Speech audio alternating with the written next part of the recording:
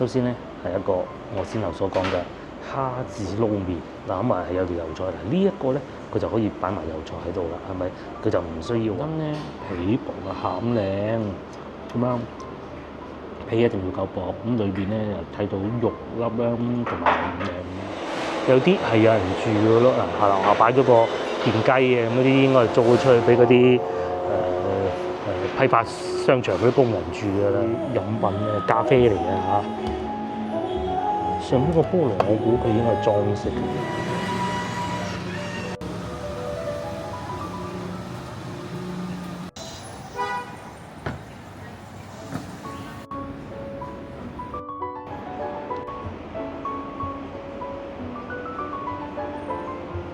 各位觀眾早晨，而家朝頭早啱過8點，又嚟食早餐啦。今日咧繼續都係食竹升麵嘅，因為呢間啊勁啊！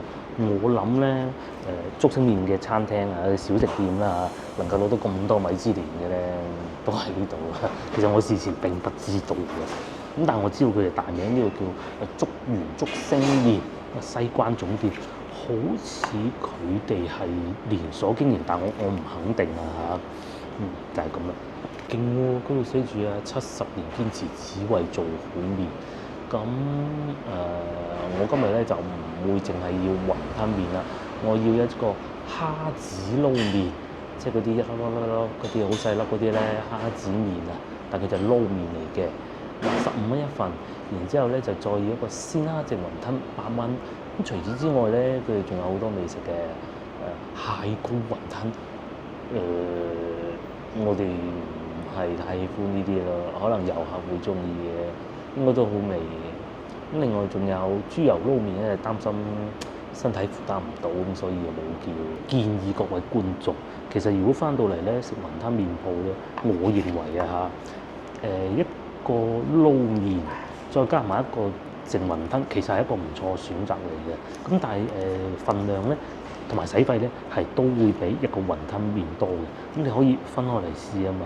咁啊，如果有條件嘅咧，你覺得有必要咧，仲再加多一個油菜，咁就最好嘅。因為油菜之前都講過係不能夠放入個麵裏邊嘅。有得米芝蓮咁多塊牌，咁啊都唔係以平價著稱㗎啦，35蚊。不過呢度嘅好處其實就好近上下九步行街。如果各位觀眾翻到嚟上下九步行街遊玩，好多都試過喎，咁啊又想話試下啲新啲㗎啦，以前未食過㗎啦，唔係咁網紅店㗎啦，其實可以試下呢度嘅。咁喺呢度行去上下九步行街咧，其實只需要5分鐘嘅啫。好似我之前向大家推介過呢個十鋪 VOCO 應該到 Voco 啦嚇酒店咁啊，步行咧只需要4分鐘，呢度就已經係步行街嚟嘅。我嘢食到啦。首先咧係一個我先頭所講嘅蝦子撈麵嗱，咁啊係有條油菜嗱，呢一個咧佢就可以擺埋油菜喺度啦，係咪？佢就唔需要話好似雲吞麵咁唔擺油菜，咁啊點啊多條油菜。另外咧仲有個例湯羹嘅。咁例湯上邊咧就會有好多韭黃嘅碎碎啦，呢啲韭黃碎碎食起身好好味，一定要有㗎。同埋個湯底，我唔知佢係熬過定係開粉啊，其實開粉都冇問題嘅。講清楚先，佢啲大地魚粉啊，通常都係會咁嘅。咁然之後咧呢邊咧就撈麵，咁我撈起個麵先啦。至於面前呢個就係淨雲吞啦，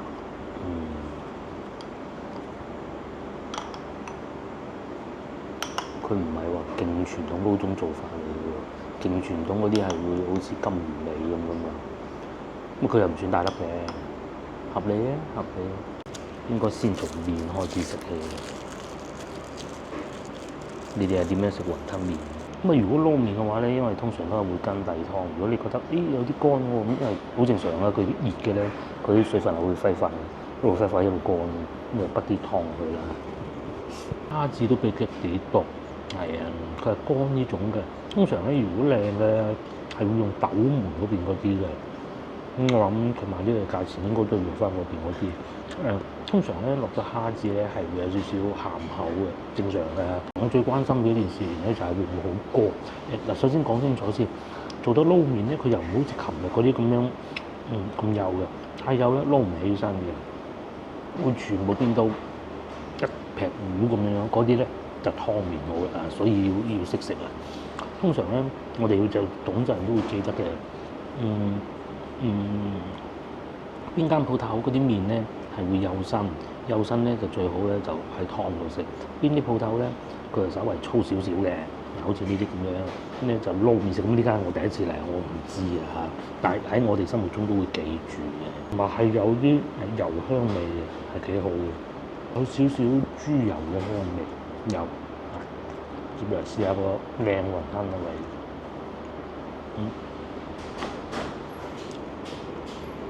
好嘢！雲吞咧皮薄啊，餡靚咁樣，皮一定要夠薄。咁裏邊咧又睇到肉粒啦，同埋蝦仁啦。呢個冇叫蝦仁雲吞啊，呢個係鮮肉雲吞嚟嘅，好食。首先咧，第一雖然佢唔係金魚尾皮，但係咧最起碼包得實，唔會話煮完之後咧散晒。火候都控制到好緊要，俾我煮咧一定散嘅。因為通常大家買個雲吞都知道啦，通常如果我哋出去買咧，大多數都係雪藏嘅。咁啊，人哋鋪頭梗係唔使雪藏啦，分裝可能現包。現包嘅好處係咩咧？就個皮冇咁容易散，同埋又或者個皮會更薄啲，啲餡料會更好食啲。啲肉咧係食到肉嘅鮮味。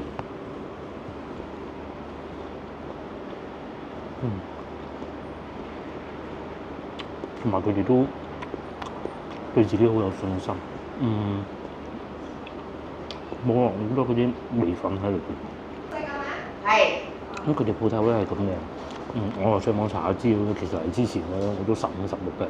咁開門時間咧有啲地方社交媒體係寫9點，有啲係寫8點半。咁我今朝係過8點就嚟到嘅。咁喺門口望下先啦。咁確實我係第一個客人嚟嘅。但係各位觀眾會翻到嚟咧，你住一嚿近，咁你可以喺附近睇下先。咁你如果穩陣啲，咪8點半啦。其實咧，因為而家夏天啊，佢門唔會打開嘅，咁冷氣走散唔掂咁啊。其實8點有得食嘅，但係都唔算太鹹。不過咧，同琴日嗰度食嘅起身比咧，確實呢度係會味道多層次啲咯。嗰度咧好貴好，遊客就唔中意，因為外地嘅遊客咧就中意夠味嘅。佢哋會認為點解你廣東啲食物咁淡咁？有好多因素，因為嗰度咧，對比呢度咧嚇，呢度可能會更多年長嘅遊客啦，嗰邊後生客多啦，我估嘅啫。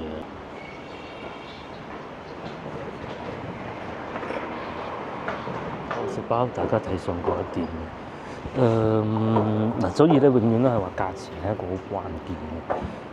你話佢係咪有比琴日嗰個17蚊嘅精彩咗一個 double 嘅？冇。你話好唔好食啊？都好食，唔難食。但係佢有啲嘢冇做得好傳統咯，感覺上就係咁但係你話講到好唔好食，都係好食㗎，都係好食嘅。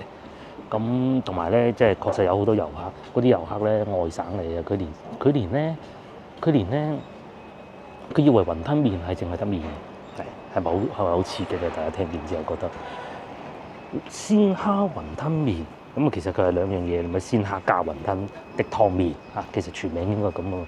佢以為淨係得麵，咁然之後咧啲遊客咧就嫌貴喎，咁老闆娘梗係 sell 嗰個蟹膏蟹黃雲吞啦。好老實講，嗰個咧就冇咁傳統啦我都冇叫到。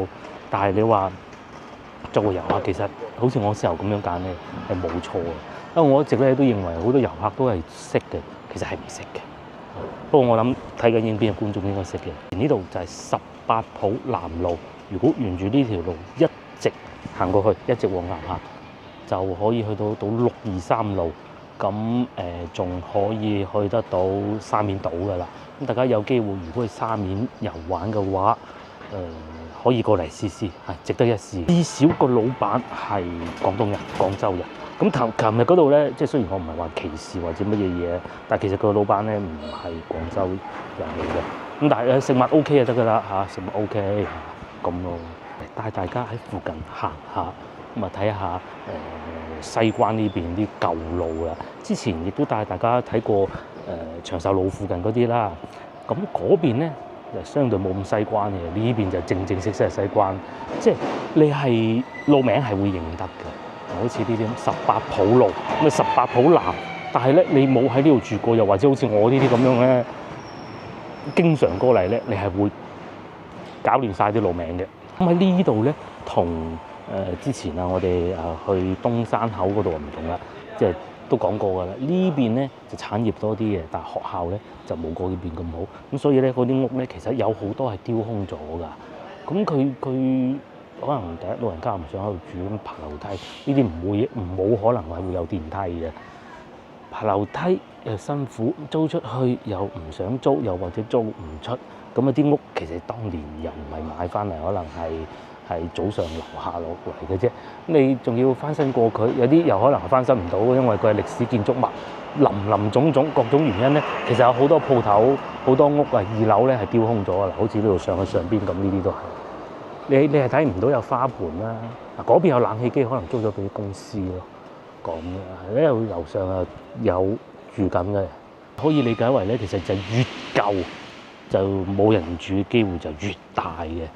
附近好多都係咁嘅，唔同東山口幾乎都會有人住。哇！咁貴學位賣咗佢，人哋嚟過一個冷河住翻1頭半個月，跟住就搬翻去新屋㗎嘛。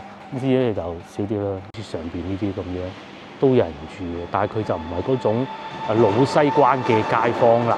咁可能係附近做工嗰啲人啦，出租屋啦。一個洗手間分幾夥人用嗰種啦，但係大家可能會係同事啦，甚至乎係老闆租咗呢個地方，然之後俾佢啲員工住啦，林種種。下咧就會有好多好似面前呢啲棋牌室啊、雞煲，我哋去到東山口係咪見唔到先？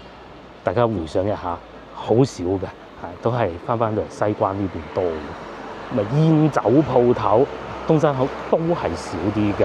咁講明咩咧？講明呢邊咧勞動人民會比較多啊！阿叔仲喺度刷牙添，佢分分鐘琴晚就喺度過夜住嘅。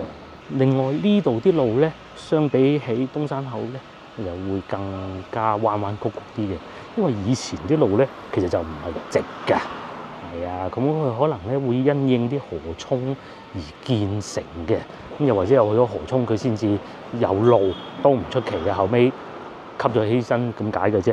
所以咧好多路都係彎彎曲曲，好似面前呢屋咁，邊鬼度有人住啊？18浦路，有啲睇唔睇到黃色嗰度仲有個陽台添。你係如果民國啊、清末嗰陣有呢啲咧就好威水嘅，咁依家9成9都丟棄咗咯。條路唔知點解今日咁少車嘅，平時揸車經過都係好似想打交咁嘅。咁啊有機會可以再睇下上邊嗰啲屋。佢以前呢啲建築水平唔高啊，咁你起到個陽台其實好難，又或者個窗仲要係木嘅添。呢啲咧平時好多白蟻嘅，下啦咪變咗倉庫咯，係啊貨運嘅咯。咁你諗下老人家除非真係屋都冇得住，完全冇啦，咁咪其實唔會住樓上嘅。啲物流公司係全部都喺度㗎啦，面咧就可能係租出去俾人哋做外貿嘅公司咯。好似啱先我啱經過嗰堆上邊寫住英文字啊，加拿大3個字咁英文字梗係唔係3個字㗎啦。咁佢好有可能係翻去加拿大，就用作倉庫。哇！上邊呢個舊啊，好似打完仗咁嘅，嗰啲樹木都唔叫樹木，啲草啊生晒出嚟。可能呢啲係啲以前啲粵劇名伶啊、達官貴人住嗰啲屋嚟嘅，而家就只能丟棄咗啦。樓下咧有一格就租咗出去，呢個布匹嘅，話你啲布擺到出門口，有啲咧就租唔到出去啦。呢一個區域咧，周邊咧最主要就係做服裝嘅。呢一棟樓應該叫西關大廈，如果我冇記錯嘅話，就係做嗰啲男裝批發嘅。咁前邊嗰條路咧就耳熟能詳嘅康王路啦。哇！真係好奇怪，今日呢條路會咁少車嘅嚇，一部車都冇入嚟喎，好奇怪。平時我都有揸車，偶爾會經過呢度嘅，好恐怖嘅。另外咧，呢度好多人會養貓嘅，你行過咧，你就會驚啲貓喺度叫啊。係啊，可能想去外邊去洗手間，同埋係會有酒店。不過我嘅建議係咧，嗱呢啲酒店咧，大多數咧就唔係貨遊客嘅，都係嚟可能採購嘅人啊。咁你話採購嗰啲人會唔會搞到烏煙瘴氣？也未至於啊，佢哋唔係好古靈精怪嘅。但係我嘅建議係唔好揀呢啲酒店。呢度可以睇下呢啲建築物啦，有啲可能會係工房嚟嘅。咁佢仲有抄嗰個水電煤啊，煤就應該未必有，水電就肯定有啦，就咁寫門口嘅。喺廣州咧，好多舊屋啊，抄水電啊，都係咁嘅。佢有啲會改造咗嘅，但係水咧，電都有都改造咗，但係水咧就唔同啦。水咧，因為佢唔會喺個系統度，喺水廠嗰個系統度睇到嘅，只能你寫門口。至於呢度就係康王路，落去隧道嘅位置。咁喺呢度一路行，應該係可以去得到嗰度寫住永慶坊同沙面啦。呢個應該係向北行嘅，中山七路、龍津路。至於向南行咧，其實行前少少就已經可以去到文化公園嘅啦，好近嘅啫。如果你對呢邊唔係好熟悉咧，有啲路名你係要記住嘅。長欄路啦、18鋪路啦、13鋪路啦，你記住嗰啲咩鋪咧，咁就冇問題嘅。咁啊，至於最大嘅一條路，面前呢條康王路咯，我過對面行下。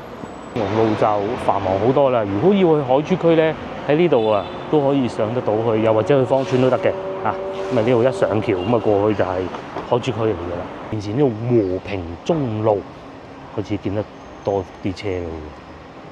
咁啊同樣同先頭18鋪路一樣啊，其實兩條路係平行嘅。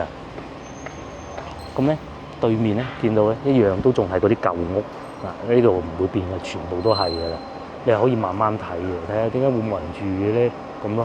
咁同埋咧前邊咧，因為呢邊啊好多人做拉貨啊，係啊，拉貨即係咩意思？批發市場。咁老闆買咗貨啦，咁點辦咧？你就梗係要攞啲貨俾你嘅老闆噶啦，係咪？貨主噶啦，咁咪點咧？唔通攞手搬咩？就係呢啲車，呢啲車用得耐咗，梗係要維護噶啦，咪就係呢啲鋪頭維護咯。咁喺呢度附近咧，冇人住啦，咁啊反而咧就多咗好多產業啊，譬如話我哋先頭所講嘅服裝批發啦，又或者凍肉啦，各種咯，咁啊同旅遊區混合埋一齊嘅，好刺激嘅。咁啊一有貿易咧，又梗係有出口貿易噶啦，或者內銷嘅貿易噶啦，有啲咧就我呢個賣商標嘅，嗱有物流公司啦，咁我可以去到邊咧？你要睇你啲貨係寄去邊咯，你又揾叫物流公司，佢有啲係會更擅長，譬如話好似呢啲咁啊，去東莞嘅，可能會有機鋪車去嘅噃，咁嘅咯。與此同時咧，肯定亦都會有不少餐廳，因為佢哋勞動人民啊，體力勞動多，梗係要食多啲嘅，唔似我哋嗰啲，成日講話西關大少咁啊，食嘅兩柱雲吞麵又話飽啊，食多粒雲吞又話飽，咁啊唔係嘅，佢哋要食好多嘅。呢度嘅好處咧，仲有一個咧就係地鐵站多，文化公園站啦，一德路站都太遠都唔講啦，長壽路站啦，網沙站咧都喺呢度附近嘅。啲路係咪彎彎曲曲㗎？唔會係直嘅。有好多觀眾之前都問過我點解，一直都唔記得答。其實就係先前所講嘅，因為河涌嘅原因啊，河涌係唔會直嘅。因為以當時嘅技術咧，你令到條河涌變翻直咧，唔係一件好容易嘅事情嚟嘅。因為修路嘅時候因應而建成咗彎彎曲曲咯。因為你民居又起成咗，咁你而家要拉翻直佢唔係好難，但係你要全部拆晒屋佢，會唔會唔係幾容易咧？所以條路咪會咁咯。呢啲咧就係組成咗西關風情嘅其中一個元素啦。咁啊當然仲有對面嗰啲屋啦。嗱，我哋去到越秀區，我住嗰度係咪唔會見得到呢啲屋啊？係冇嘅，幾乎。有啲係有人住嘅咯。嗱，係啦，我擺咗個電雞嘅，咁嗰啲應該係租咗出去俾嗰啲批發商場嗰啲工人住㗎啦。喺呢度咧就真係一定要注意一樣嘢，注意嗰啲電動自行車飛嚟飛去咯。我哋慢慢行去啲冇咁多人嘅地方，有啲仲喺度翻新中，搞緊裝修。錯原來係交通警察嘅部門工作地點嚟嘅。咁仲有咧呢度啊，以前我哋仲去上下九嘅時候咧，咁坐巴士經過石車係會見到有好多警車喺度嘅，交通警察嗰啲車全部擺晒喺路邊。咁而家就冇晒，條路越嚟越窄。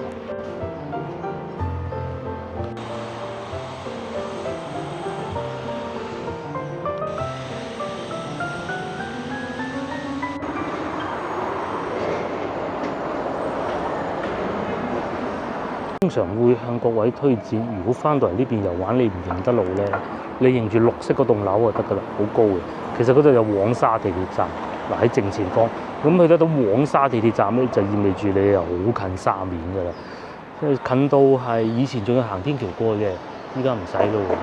仲有間大屋添喎，同埋以前啲有錢人喺度住過嘅，有個庭院㗎喎，同埋裏邊有人住㗎，仲可以停到車㗎喎。呢啲咧，如果翻新咗佢咧，可以做一個好高端嘅旅行社啊！不過冇辦法，附近全部都係呢啲鋪頭難啲。嗰個圈啊，呢度咧先係我哋食竹升麵嗰度咯。會往鏡頭正前方個方向區，應該叫和平路，應該和平東嚟嘅。唔好意思，應該係和平西路先間。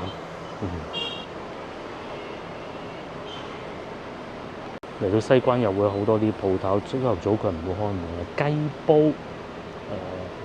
唔睇到佢裏邊咧有個爐啊喺個台面嘅。咁到客人要食嘢嘅時候，咁佢咪擺個爐喺上邊炭爐雞煲咯。對面仲有啲食品經營部，我估應該係賣凍肉嘅呢個。同先係一樣啊，呢邊啲路都係彎彎曲曲嘅，係咪？呢度上邊仲有個花園仔咁嘅喎。呢棟樓多啲人住。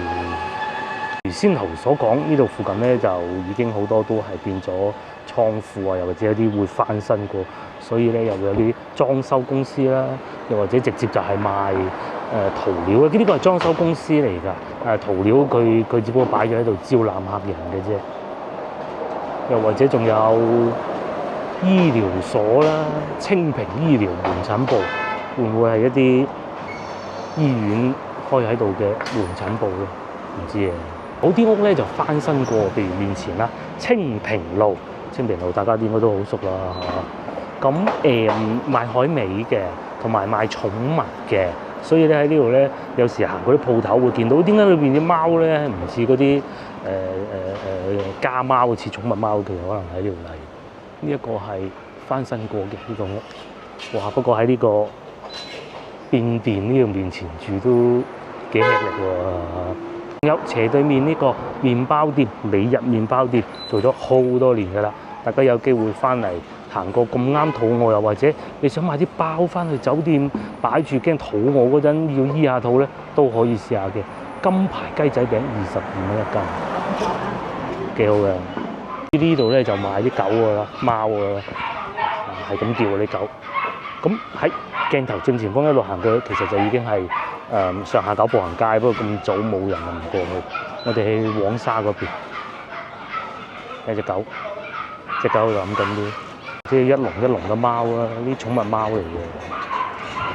而呢民宿就唔多嘅，因為冇乜人會用嚟做民宿嘅。路又窄又多嗰啲批發市場，呢個仲要有架車停喺度添。隨處都可以見到嗰啲獨棟啊，呢啲我都可以叫獨棟，或者都會叫單排嘅屋咯。咁裏邊唔會係淨係一夥人住嘅嚇，係好多人一齊住嘅，好多。咁啊嚟到呢度開始見到嗰啲冷凍批發店啦，賣嗰啲雪藏雞翼啊、雪藏腸仔啊，各種都有嘅。想象得到咧，一個 BBQ 嘅燒烤店啊，會有呢啲都會有，牛雜都有嘅。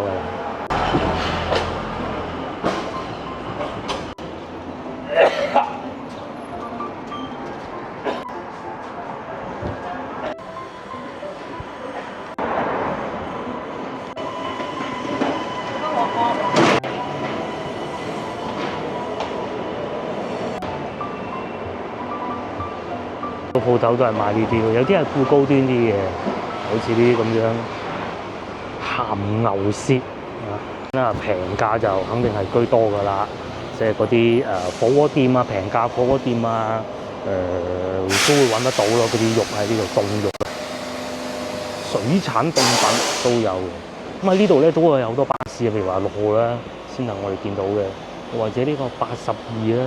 再行前少少應該係大同路，咁啊大同路附近咧亦都會有不少餐廳㗎啦，譬如話吳財記啦，咁我今朝我諗住吳財記嘅試下先頭嗰間嘅。嗰間咧其實最初我入去就冇人咯，我以為佢可能太早啊第一個客人，咁啊後來開始陸續做，我差唔多食飽啦，就多啲客人嘅，就係開始見到嗰啲遊客嚟咯。但係都係會有本地人嘅，本地人咧我聽見佢淨係食個正麵咁啊算嘅嚇。繼續往前就係松貴路，面前呢條路打橫嘅應該係珠璣路，你哋應該都記唔住得晒啲名㗎啦嚇。哦，仲有咁樣食早餐㗎喎！鏡頭正前方綠色嗰度就係黃沙地鐵站啦。咁你可以一直往前行又得，向左轉又得嘅。你話呢邊有冇本地人住都係有，但係咧對比以前啊真係唔多。以前你一諗到珠璣路啊、洋行路呢啲咧，其實好多都係本地人，因為實在冇辦法，佢冇辦法翻新，升級唔到，全部變晒古舊嘅建築物。咁啊住嘅人一定係會少嘅，除非佢完全冇地方住嘅啫。我都有親戚老家即係祖屋啊、舊屋喺呢邊嘅。咁啊小朋友要讀書咧，嗰排咧就屈就啲翻嚟頂住下檔先啦，唔通冇書讀，好慘噶嘛。好啦，得到真係讀到書啦，入咗學啦，咁然之後咧，梗係搬翻去新屋住啦，係咪？都係廣州人嚟嘅啫，係。仲有斜對面廣明炭佬雞煲，好似執咗粒咁嘅樣嘅。你面前呢個松貴路行到路尾咧，就會去到黃沙大道，咁咧喺前邊有一個食河粉嘅地方都唔錯嘅，向大家推薦一下。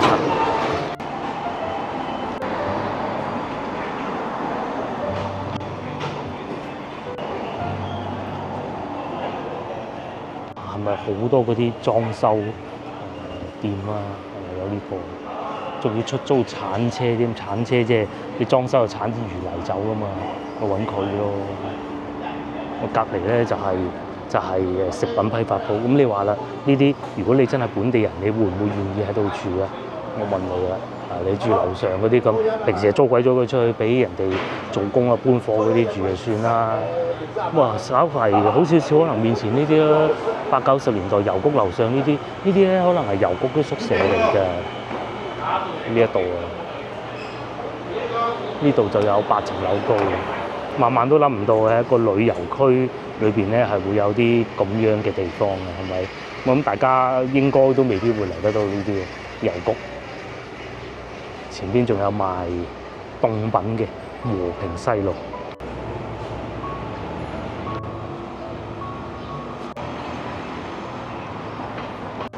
都有啲本地街坊喺度排下隊嘅。佢可能翻嚟探下啲老友，唔知喎。呢度咧又可以講下自己嘅故事啦。其實我老婆講過，我先敢講，因為我有一次經過呢度，見到佢講過。我老婆其實咧以前咧喺呢度翻工嘅，係啦。咁咧就做結算嘅，即係人哋，因為我老婆咧都係讀會計嘅，咁一路以嚟咧佢都係做結算比較擅長嘅。佢又試過喺吉之島嗰度做啦，佢都講過㗎呢個事情啊，做結算一間店嘅結算。即係人哋送咗貨嚟，咁然之後發票到咗啦，啲咁正規嘅公司一定係發票㗎，全部都審核過咗咯，你就要俾錢㗎嘛，係咪？我就係做呢樣咯。包括喺呢度都係嘅。但係咧就同吉之島唔同啦，吉之島就票到貨到就齊啦，但係咧呢啲公司咧佢仲會有一啲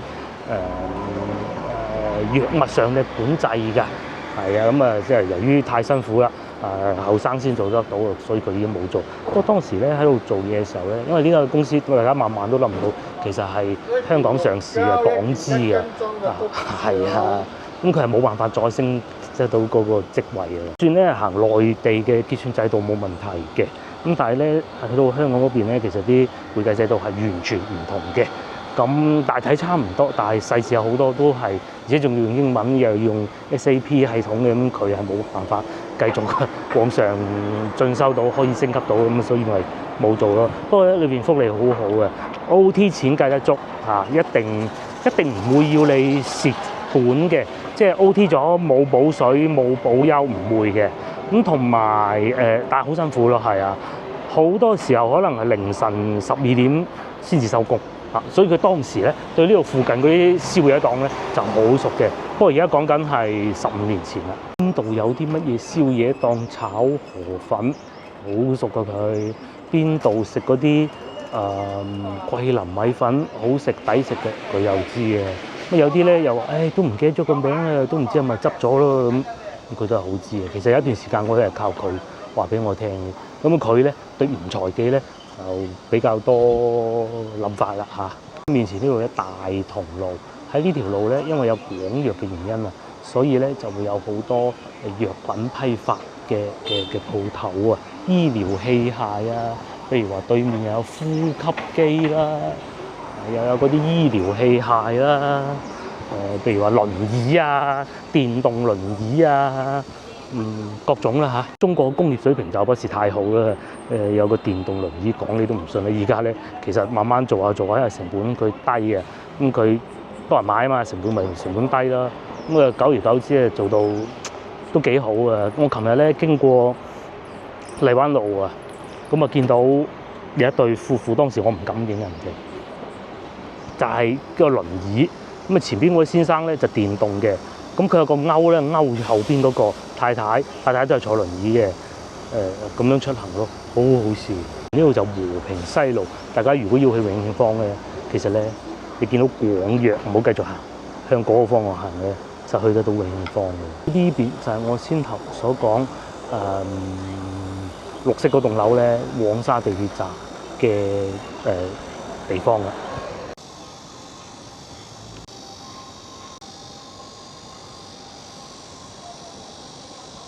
地鐵站應該9點鐘就可以行商場過嘅，但我見而家都有人出入嘅。咁喺呢度咧就可以落得到去地鐵站，因為以前呢度係發展商係香港啊，而家都係領展啊，咁所以咧佢哋係會地鐵上蓋啊有個商場嘅，發展得幾好嘅，大家有機會，尤其而家天氣咁熱咧，可以入去行下。前有睇東山口嗰集影片，大家都有留意到啦。我都講過，如果廣州地鐵1號線咧，就係呢度嘅。咁你係可以去到東山口嗰邊，咁啊食個雲吞麵咁樣，係。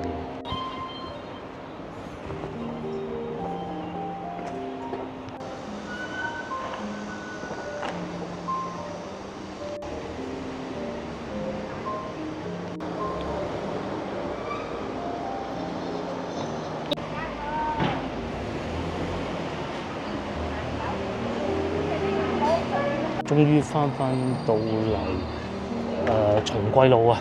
前邊就係黃沙大道。我先頭所講咧，話食河粉啊，好好嗰間鋪頭咧，就喺前邊嘅啫，應該叫永興。大家有機會翻嚟試下，佢嗰啲河粉係非常之好嘅。咁啊，隔咗條黃沙大道咧，一路之隔對面嗰啲屋咧就變得好靚。成個荔灣區未計芳村嗰幾棟啊嚇，佢呢度咧係最貴嘅一段嚟嘅。咁啊，當然仲有樓上呢一棟。至於嗰邊寫住蓬萊正街，其實過去咧就可以去到永慶坊。當然你行恩寧路都得嘅，即係直行就得，轉左又得，去嗰邊行下。鏡頭呢度咧，交警先生啦，交通警察先生仲喺度捉緊電雞嘅，應該做多啲事情好嘅。之後咧，過到嚟呢邊咧就遊客嘅先頭嗰度咧就舊屋居多啦嚇，同埋咧有好多嗰啲搬貨啊、批發啊嗰啲地方。咁然之後咧嚟到松桂路呢度啊，一路之隔一路行過嚟咧，條路係咪企理好多啊？之前修整過嘅，但係就而家已經修整翻好嘅，係咪規範啊？冇嗰啲電雞飛嚟飛去啊！呢度仲有間學校，呢個應該叫詹天佑紀念小學嚟嘅，如果冇記錯嘅話，冇錯啦。咁但係咧，佢已經係俾廣州市第一中學合併咗咯，變咗佢嘅附屬小學，都好嘅，冇問題嘅。上一次咧，我哋去花都咪有幾個同學嘅，其中一個係我話要等佢喺小梅大街等佢嗰個同學咧，佢當時佢小朋友嘅時候咧，就喺呢度讀書嘅，叫尖天佑小學。咧都係會見到舊屋，但係冇先頭咁多嗰啲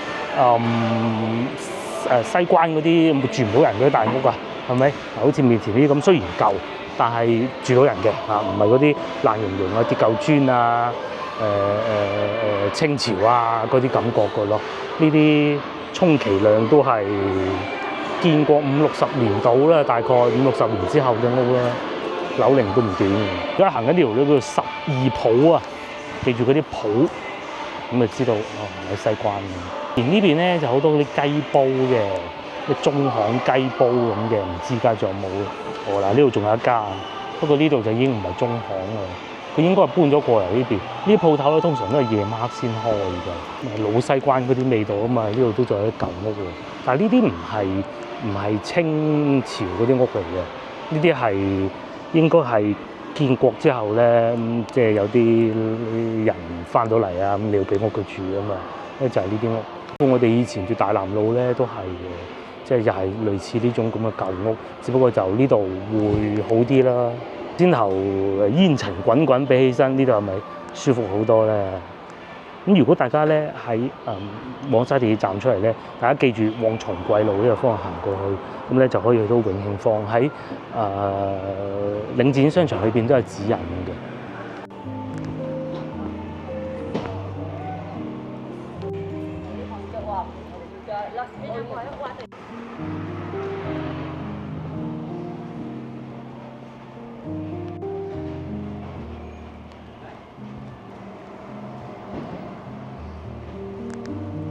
冇錯啦，終於嚟到呢度咧，粵劇博物館。咁呢度咧離先頭食雲吞麵嗰度咧，其實有啲距離啊，大家唔好考慮話啊，我要行路過嚟啊，咁啊真係唔好諗啊嚇！你認唔到啲路嘅，最好係坐個地鐵站或者打架車過嚟，會方便啲咯。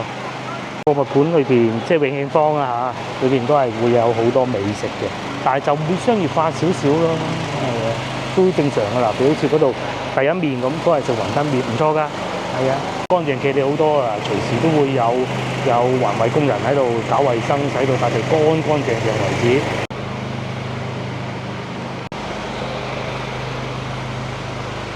睇見到永慶坊咧，亦都係又係一個咧會有居民啊，當地居民喺度出現嘅旅遊景點嚟嘅，會隨時可能見到啲居民揸住袋菜經過㗎啦，就見到佢哋住嗰啲屋㗎啦。咁喺呢度咧，如果行去長壽地鐵站亦都係好近嘅嘢，但係一啲商業化嘅餐廳會多啲，譬如好似呢啲咁發財飯局啊，唔知係咩？隔離呢個係書畫啊，喺度話，哦，我隻貓啊，咁有趣咧，冷氣就會多啲。如果大家怕熱嘅咧，尤其夏天翻到嚟咧，永慶坊行下好。因為咧，佢啲冷氣係會滲出嚟嘅，唔知啊，先頭嗰啲西關大屋咧，裏邊點會開冷氣嘅？人哋搬貨，呢啲又好行好多，揀又多啦，又或者嗰啲鋪頭、咖啡店啊，各種都有。又可以睇到一啲景色，又睇見啲當地人喺度生活。你阿叔啊、阿姨喺度晨運啊。於我右手邊就係一直都會向大家推薦嘅尖雲酒店。朝頭早起身落到嚟就係會見到呢一個情景，而家9點半咁啊，酒店落嚟就係呢度，幾舒服㗎。咁前邊都會有啲早餐可以食下啦，譬如話飲早茶啦，又可以喺條河涌行下啦。不過而家天氣熱咧，啲河涌會早啲啊。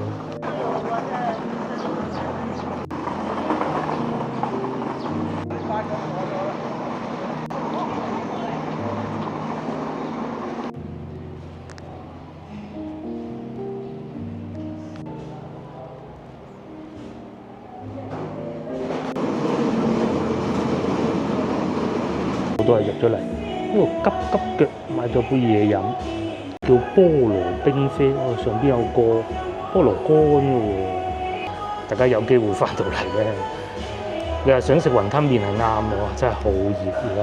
呢杯飲品咧咖啡嚟嘅嚇，上邊個菠蘿我估佢應該係裝飾嘅啫，試下先。咁啊同先頭嗰啲唔同啊，呢啲會有強勁的年輕人音樂啦。先頭淨係得老闆娘咯，有啲 cream， 咁下邊咧係咖啡味溝菠蘿汁啦，我估唔算太濃嘅。呢度咧就可以睇住我邊啲街坊行嚟行去咯。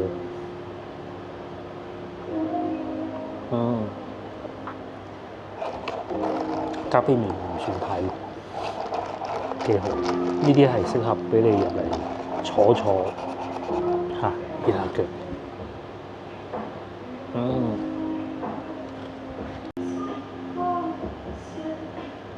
又嚟到晚餐時間，咁咧而家咧就煮翻我哋琴日買嗰啲海鮮，會有帶子啦。話而家香煎帶子係咪要落少少蒜頭啊嗰啲咁嘅？牛油，我即係已經醃過㗎啦。嗱呢啲帶子咧，琴晚就買咗10蚊雞，有6粒，啲人有2粒。老闆娘就已經處理好㗎啦，即係先煎咗啲帶子先。可以啊。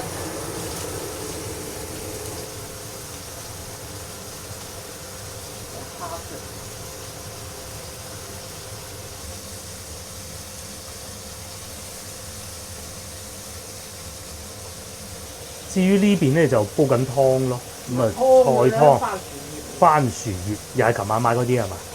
啊！咦，呢個蝦腳嚟嘅。咁多蝦腳嘅咧？剪咗蝦鬆佢咯。哦。呢邊咧就喺度煎緊啦，好靚咁喎。6隻咯，10蚊6隻啊嘛。至於呢邊咧就仲有啲蝦，咁一攞翻到嚟就擺落雪櫃啦，嗬。梗係要啦，如果唔係而家紅晒㗎啦。擺急凍定係擺冷藏嗰邊啊？梗係急凍啦。擺急凍哦。咁呢個就係我哋今晚嘅晚餐。煮熟佢咁就得㗎啦。我哋攞啲蒜蓉醃過佢㗎。咁有入晒味㗎啦。哦。係咪要擺啲牛油定點咁嘅？冇牛油。冇牛油，中式，純中式。係。好。至於呢邊咧，繼續煮緊啲番薯葉。咁至於呢邊咧，差唔多熟咯喎，轉咗色咯喎。縮埋就得㗎啦，其實。尤其嗰個帶子好容易煮老。係啊。好容易煮老㗎。依家可能已經老咗。你係好熟爭少少。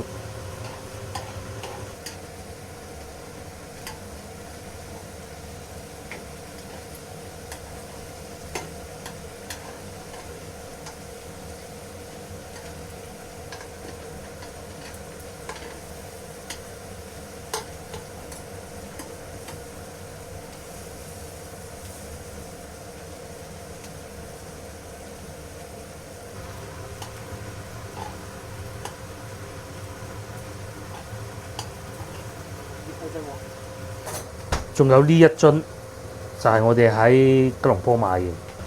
哇，燒燒落有啲味啊嘛。辣辣地咁樣加啲。哇，夠晒味喎嚇！其實咧喺鏡頭背後咧，我哋兩個不停咁啊打下翅啦已經。哇，再落咗少少嗰啲醬。咁其實呢啲醬嘅辣度我哋都接受到㗎啦。佢又唔係辣油嗰種，幾好啊！佢係香。香辣。好，差唔多嘅。好。冇咩嘢嘅。就咁啦。接落嚟仲有呢個蛋係唔係琴日買嗰啲嚟嘅喎？即係唔使煎你啊！電飯煲跳掣咁，你咪打個蛋落去，就唔使咁熱氣咯。係啊，快手啊，懶人。呢個咧就係我哋嘅晚餐，幾豐富。咁啊，懶人嘅做法都係一碗過啦，帶子呢啲慢慢嘆啊，蝦、蔬菜。乜都有。